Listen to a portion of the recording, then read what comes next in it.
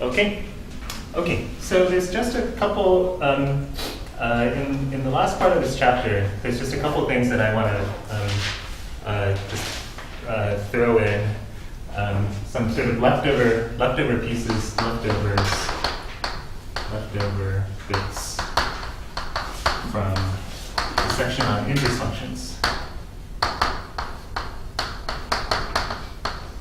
Okay, and those are inverse trigonometric functions.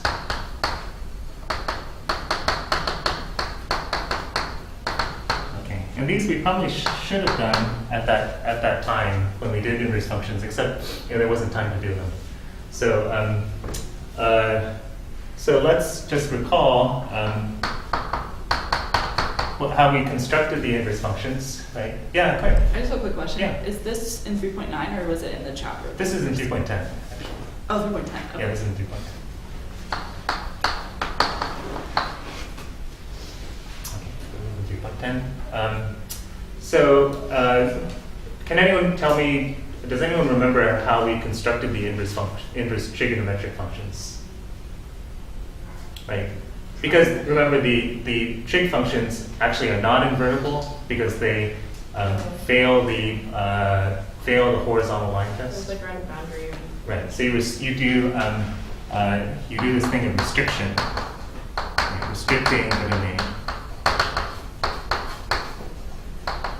You had to do this game of restricting the domain, and it was different for sine compared to cosine, right? For the sine, because for the sine we restricted to negative pi over 2, pi over 2, right?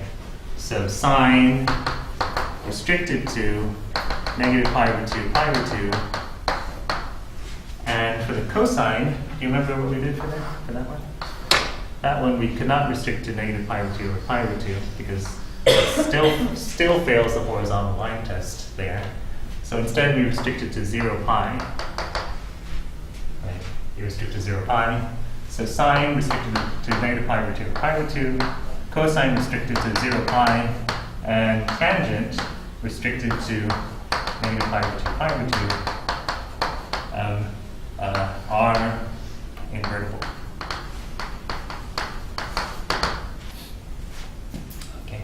Now, one thing we didn't talk about. Remember when we talked about inverses, it was because we were interested in finding the derivatives of inverse functions. Right? So I have questions. People are talking. Yes, Stefan. Why are we restricting it? Because it's impassable. Oh, because, okay, never mind. Got it. So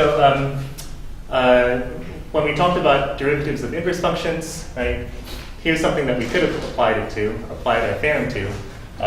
Here are some inverse functions. What are the derivatives, right? What are their derivatives?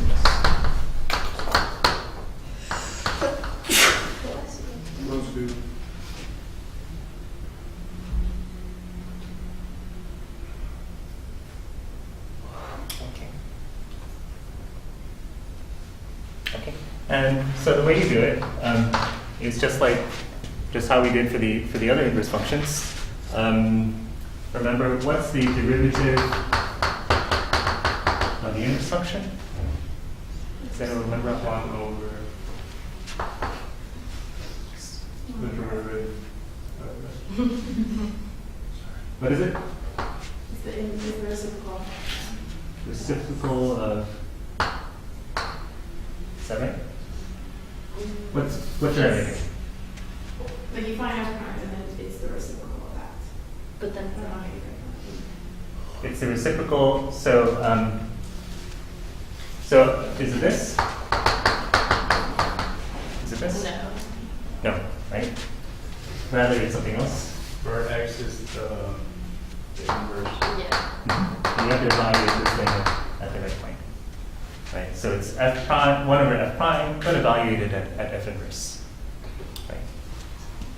Okay. And you remember how you got that? You take the composition you take the composition of f with f inverse and then you differentiate it and use the chain rule. Right?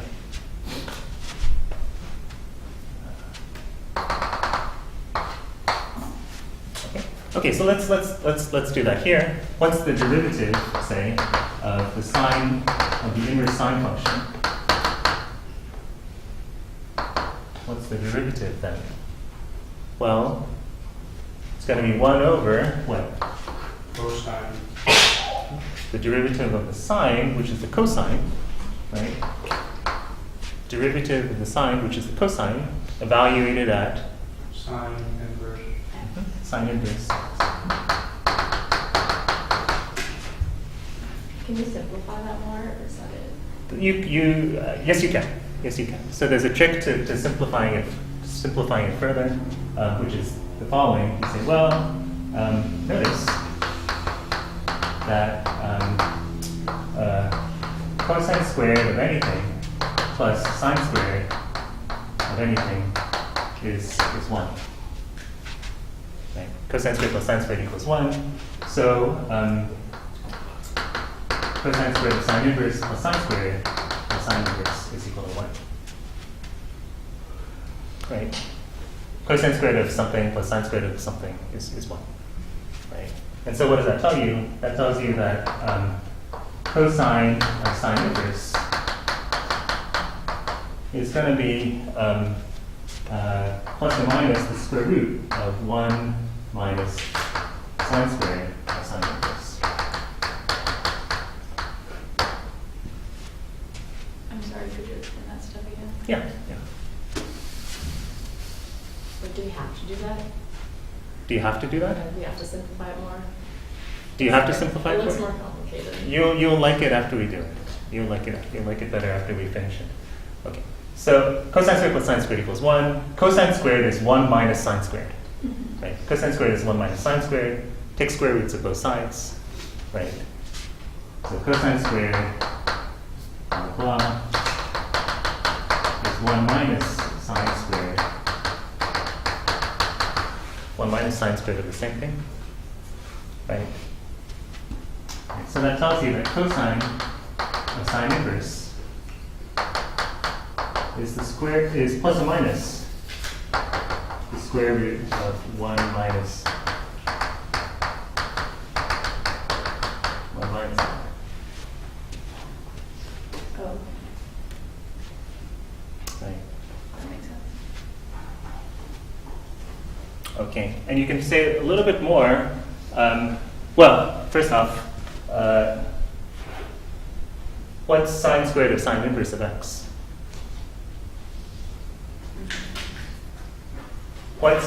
Let me say this. What's sine of sine inverse x? X. X, right? So we're taking that and we're squaring it. So this is just 1 minus x squared.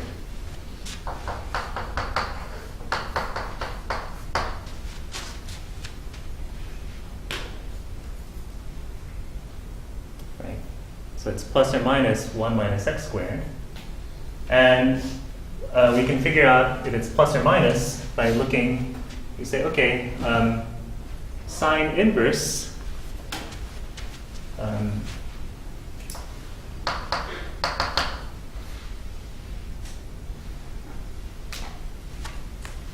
sine inverse is in negative pi over 2 pi over 2.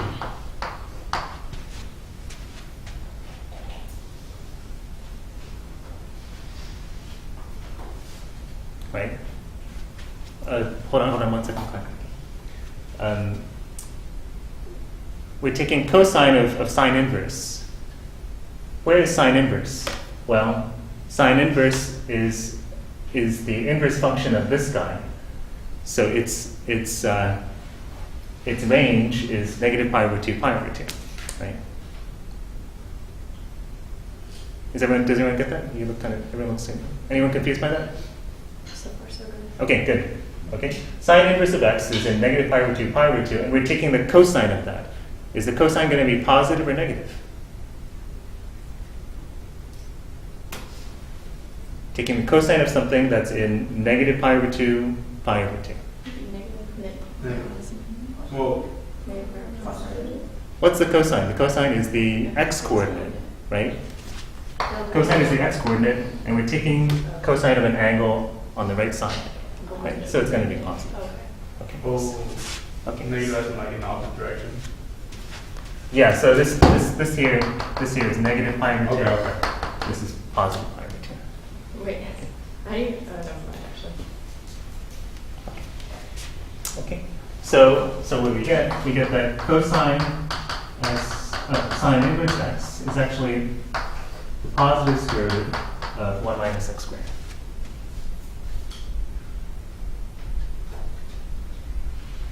Okay. So Mariah's question was, can you simplify that? I guess you can. In fact, this thing here is 1 over the square root of 1 minus x squared. Okay, so maybe put this in parentheses.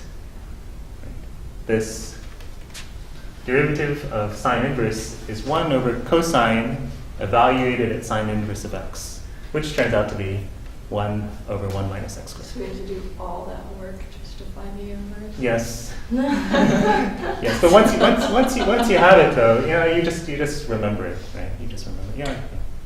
I am still not convinced that sine squared of sine inverse x is x squared.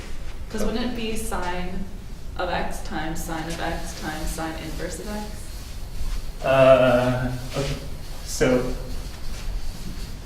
what is sine squared of alpha mean? I think you're getting confused by the notation, which is not completely clear. So I mean, what does this mean? If I write sine squared of alpha, what does that mean? Does that mean anything to anybody? That means just sine of alpha squared, right? If I the write sine that's squared, not the alpha. if I write cosine squared plus sine squared is equal to 1, that means that if you take the cosine and square it, right, and plus the sine and square it, you get 1. Okay. Right, so that's what this exponent means. Okay. So there's an abbreviation going on here. So when we write sine squared alpha, what we really mean is sine of alpha squared. Okay. Okay. Now back over there we have sine squared sine inverse x. Sine inverse x. Right. What does that mean? That means sine of sine inverse x. Oops. Quantity squared. Okay. Okay. Well, sine of sine inverse is Is x, x. and so this is x. This is x squared. Okay. Yeah. Just the notation is bad. It'd be make more sense to write always like this: sine Yeah. alpha squared, sine alpha quantity squared, rather than the sine squared alpha, which looks like it could be like sine of sine alpha or something like that. Yeah. Yeah. Okay. Yes. Go ahead. What's the full, this 1 over square root? Yeah. 1 So this minus is squared? yeah.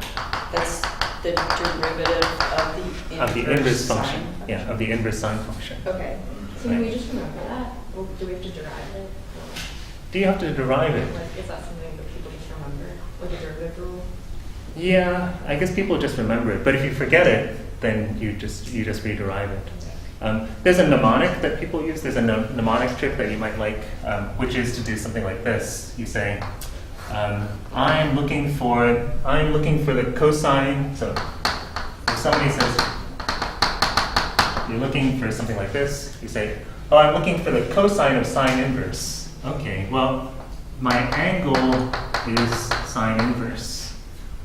Okay, and you say, okay, the sine of this angle is going to be x is x, right? The sine of sine inverse is x, so I know that the ratio of these sides has to be x to 1, right?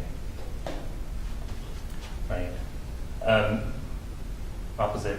No, that's right. Opposite over hypotenuse. Excuse me. Right. Okay. And then, what's the length of this third side?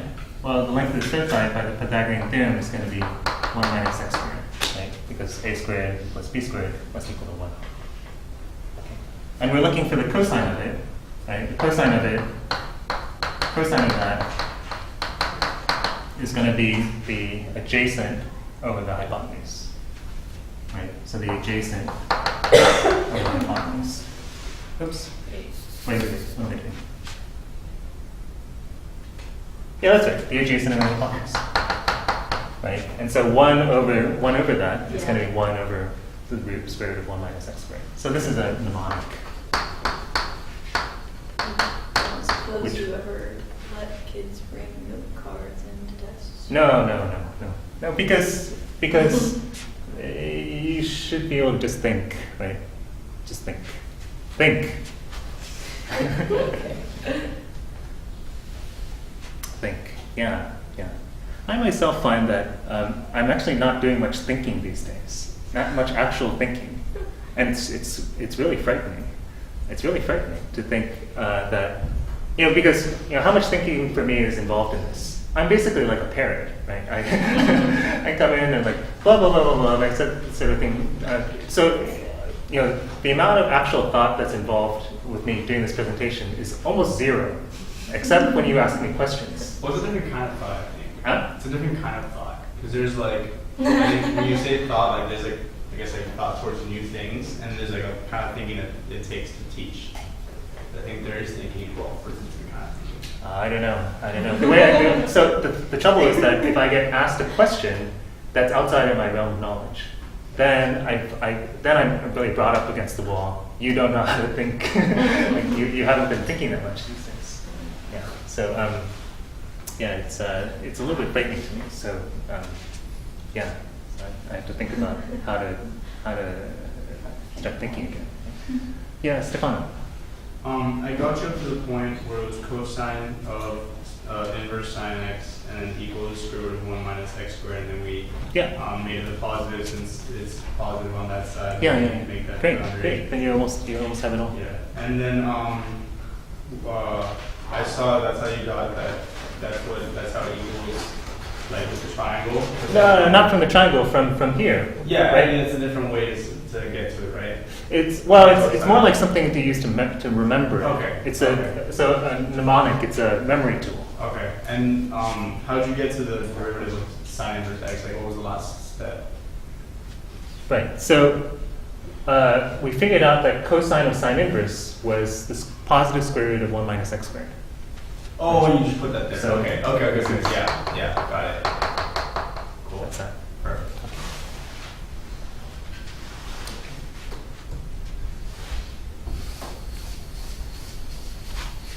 Okay. Other questions? Yes, Madeline. How did you notice that the hypotenuse is in line? Because I know that the sine is x. The sine of this angle is x. Right? Opposite over hypotenuse. The ratio of these sides must be x to That 1. makes sense.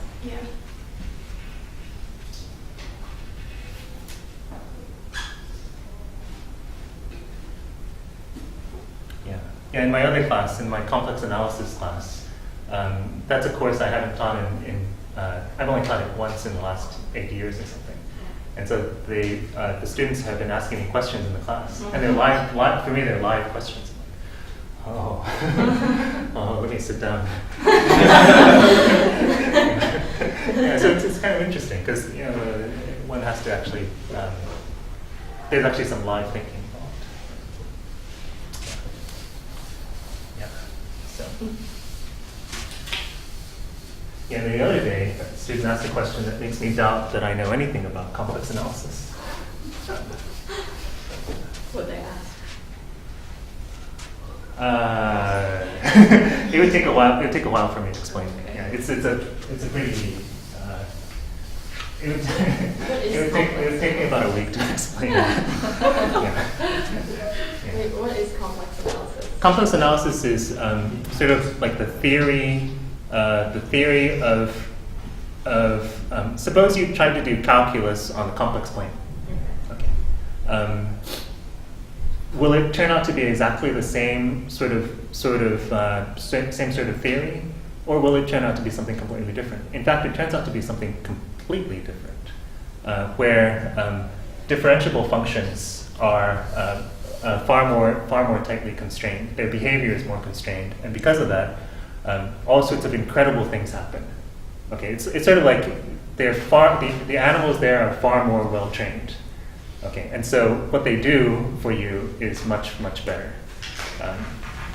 Yeah, so, yeah.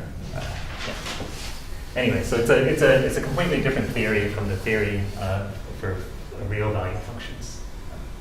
Yeah, it's a really mathematicians I think would call this a beautiful course. Like the results, are really amazing, and easily obtained. Okay. Yeah. People in general don't like real value stuff. They real valued analysis is generally considered ugly and sort of grubby and stuff. But that's actually my real analysis, not complex. Okay. Okay, let's go on. Section 4.1, related rates.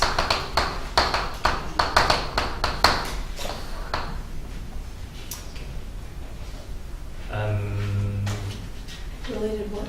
Related rates. Okay. Rates. And when we say rates, we mean actually rates of change. What kind of rates? Okay. So remember when we did implicit differentiation, right? You had something like maybe a circle, x squared plus y squared equals 4, right? And then they gave you a point, and they said, what is y? What is the question was basically what is dy dx, right? At that point, right? What is so recall implicit differentiation. Right? You had some graph, and then you differentiated the whole thing with respect to x. Right? You got 2x equals 2x plus 2y y prime is equal to 0, right? And so on and so forth, right? And then you solve that. dy dx equals 0, right? And the dy dx is going to be negative epsilon. Right? Okay. So that was implicit differentiation. And what we're going to do today is sort of really closely related to that. Okay. So now what we're going to say is that suppose you have something like this. So x squared plus y squared equals 4. Okay. But now now x and y are both functions of some third variable t. Okay. Okay. So you have x of t squared plus y of t squared is equal to 4.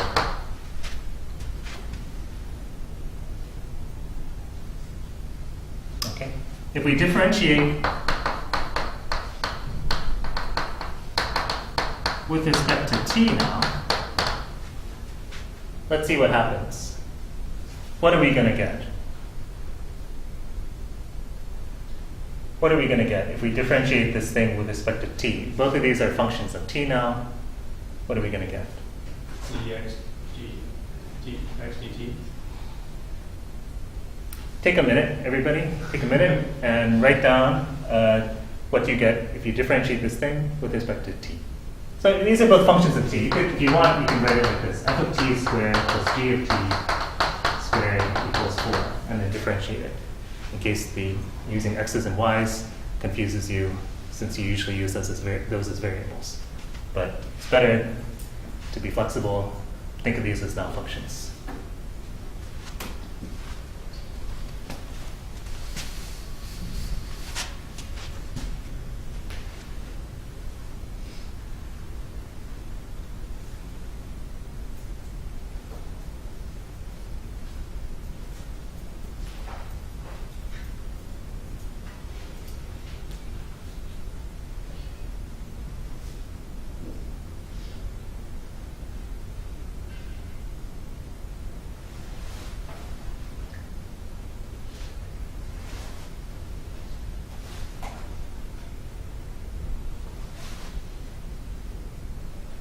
Okay, turn to somebody next to you and say, this is what I get. I should write 2f prime, or sorry, 2f of t times f prime t plus 2gt plus g prime times g prime.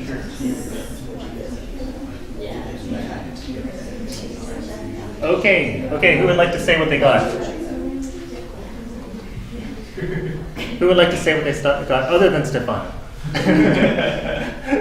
And Claire. Somebody else. Oh, yeah. Sarah.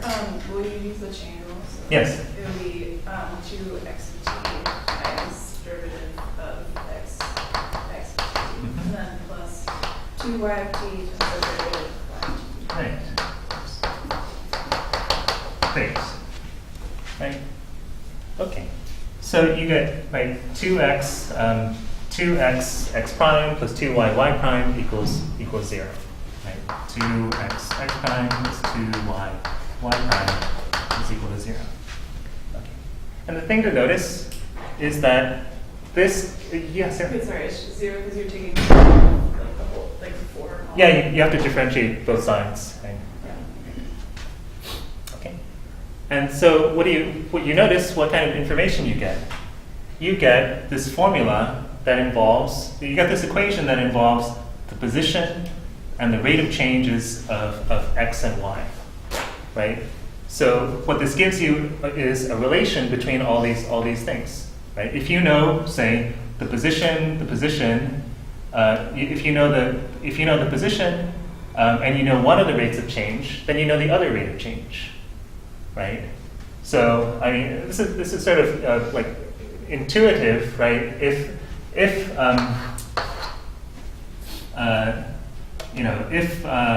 let's say, suppose you're at this point, you're close to the bottom here, and the x is changing at a certain rate, right?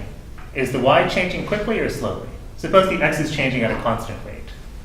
Yeah. Is the y changing sort of fast or slow? Slow, right? But if we're over here, say, and the x is changing, how fast is the y changing? Faster or slower than the x?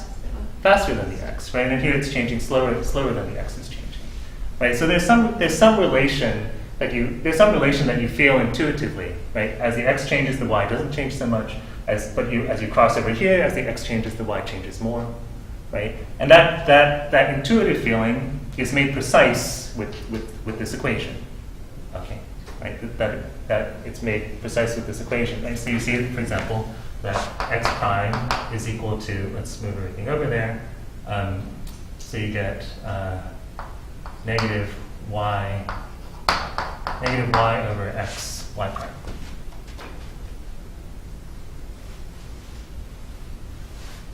How'd you do that? So I moved one of these guys to the other side. 2x x prime equals negative 2y y prime. Right? Cancel off the 2's and then divide by x. X prime equals negative y over x y prime. Okay. Wait, don't you have to divide the y prime by x?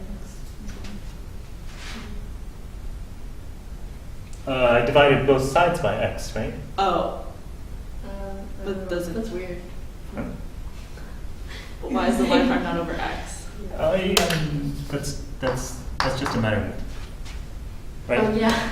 Well, what's with you guys? 5 times 6 over 3 is the same thing as 5 times 6 over 3. Yeah. Really? Okay. You know, when I first came here and people ask questions like this, I would look at them like that. And after my first year, I realized that it wasn't good teaching to like look at people as if you were completely horrified. Yes.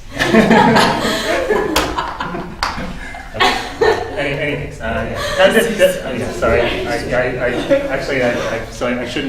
shouldn't.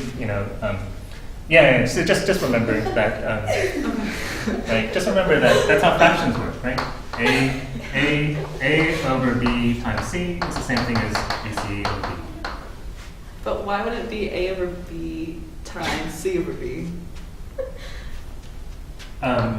So suppose I have something like this. 2 is equal to 2 times 1. Okay. I'm going to divide both sides by 2. Okay, 1 is equal to 2 over 2 times 1.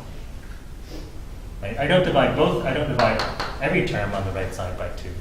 Right? Oh, I see. Now I understand what you're thinking about. What you're thinking about is this. Yeah, okay. Okay, when it's a sum, and you divide both sides, right? Then you need to divide every term. Got you. Okay. Got you. That's what's getting you. Yeah. See, what I understood, or what was pointed out to me in that first year, is that most of these seemingly horrifying mistakes are actually based on some actual misunderstanding. Some sort of other knowledge that you're misunderstanding. Thank you. Okay. So any case, the point here is that you can get from this sort of equation, you can get a relation between the rates. Okay, you can get a relation between the rates of change of x, the rate of change of x, and the rate of change of y. Let's do a concrete example to make this clear. So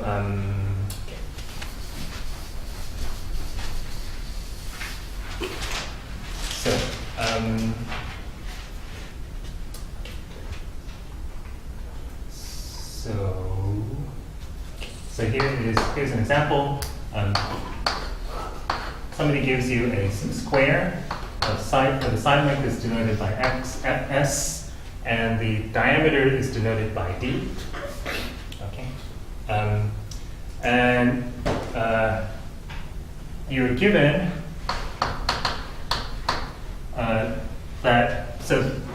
the diameter is changing.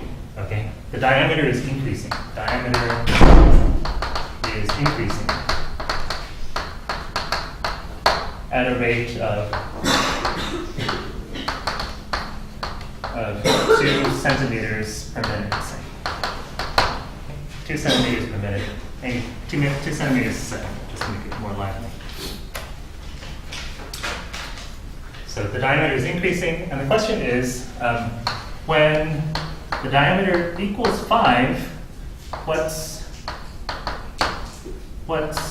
the rate of change of the area?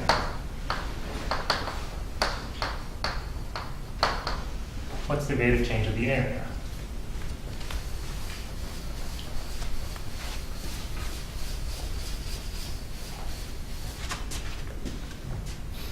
Okay.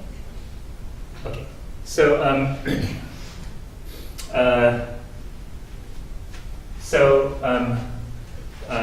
the thing to do is to say, well, look, I know that. So here's one way you might do it. You'd say, okay, I know that d squared is equal to s squared plus s squared. Right? By the Pythagorean theorem, I know that d squared is equal to s squared plus s squared. Right? So that tells me that d squared over 2 is s squared.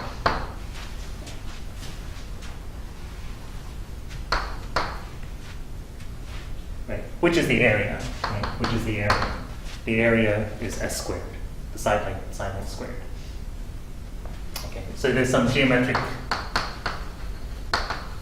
thinking involved first. Right? To get a relation between area and diameter.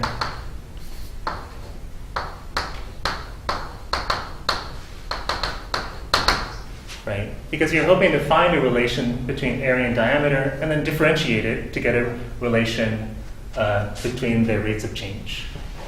Right? So maybe the first thing is first obtain a relation between area and diameter. Second, differentiate to obtain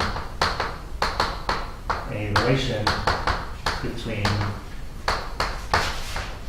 dA dt and dB dt.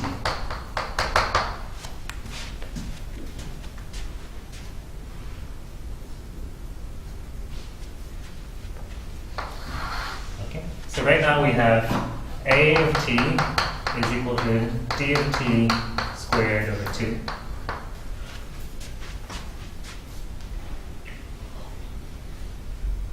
D of t squared over 2. And so we're going to differentiate it, right? And what do we get? We get a prime equals what? By the chain rule? Somebody just read it off for me. Wait, what does T represent? T is time. So Oh, okay. yeah, these things are changing with respect to time. I want to know their rate of change, you know, with respect to time.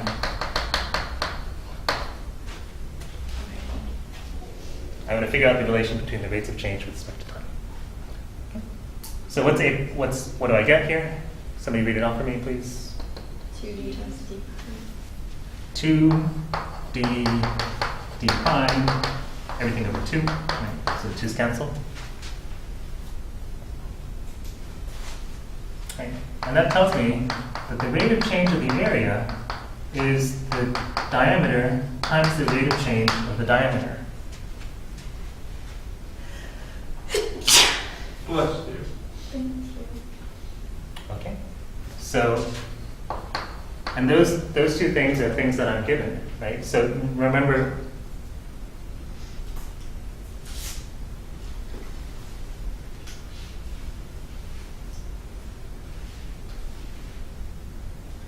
what the question was. The question was, the diameter is increasing at a certain rate, so you know the rate of change of the diameter. When the diameter is 5 centimeters, right? When the diameter is 5 centimeters, how fast is the area changing? Okay.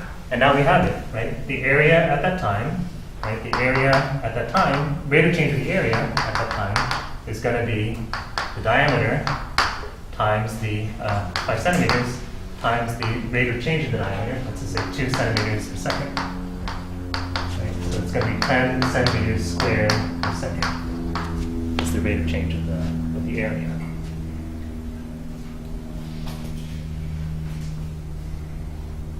Go ahead. The step before it, the area prime t Mhm. equals 2dt.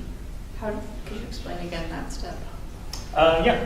Like we remember the game is, you have some relation and you differentiate. You have some relation between quantities. You differentiate that to get a relation between the rates of change of those quantities. Is it chain rule? Yeah, so we're using the chain rule here, right? So here we've got a equals d squared over 2. Differentiate the left side, you get a prime. Differentiate the right side, you get, right? Here we have 1/2 d of t squared. How do you differentiate this? Well, you bring down the 2, right? You differentiate it, you bring down the 2, you get d 2d to the 1, d prime t. Okay. Right. So, and then the 2's cancel off, you get d prime times d times d prime. Okay, and then the last where you Mhm. plugged in the numbers, can you explain that one again? Yeah. So the question was, if you know the rate of change of the diameter, what is the rate of change of the area when the diameter is 5, right? And luckily for us, we just worked out that the rate of change of the area is the diameter times the rate of change of the diameter. So 5 times 2 centimeters per second. Okay, thank you. That makes sense. Yeah, Mariah. Are you ever given like time instead of rate? Could you still, or is it always like rate and or something? Do you know what It- what about t?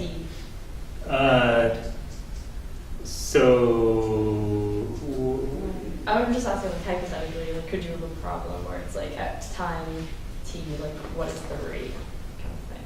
Yeah, you could. So you just plug in. You- You need the function. Yeah. Okay. I can ask later. Okay, yes, Asha. So you just disregard so you just use D of T, but you don't use D. I didn't use what? So when you plugged in 5 and 2, Mm-hmm. you put 5 in for D and you put 2 in for T. For d prime, Oh, right? Your rate of change, right? So the rate of change of the diameter is 2 centimeters per second. Right? You're given that so this, you're given a square, and you're given that the diameter of that square is increasing at a rate of 2 centimeters per second, and you'd like to know how the area is changing. Right? You'd like to know how the area is changing. So let me ask you this: suppose the diameter is 100 centimeters. Okay. What's the rate of change of the area at that point in time? When d equals 100, what is the rate of change of A? Don't let it out. Think for 5 seconds. What is it? Emma? 200? 200, right? It'll be 200 centimeters squared per second. Right? What about when the diameter is, a million centimeters long? Right? What will be the rate of change?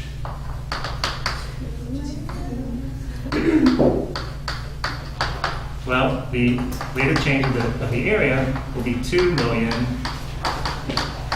centimeters squared per second. Right? And that makes sense because the square is huge at that point, right? And it changes, the diameter is changing 2 centimeters per second, right? But that's going to add on a lot of area, right? When the square is small, you add on 2 centimeters, it's not going to add that much area. But when you have a gigantic square, then the area is increasing tremendously every second, right? And this is the relation that codifies it, right? This is exactly the relation. Okay, no homework for today because we didn't do enough. So, so we'll do more of this next time.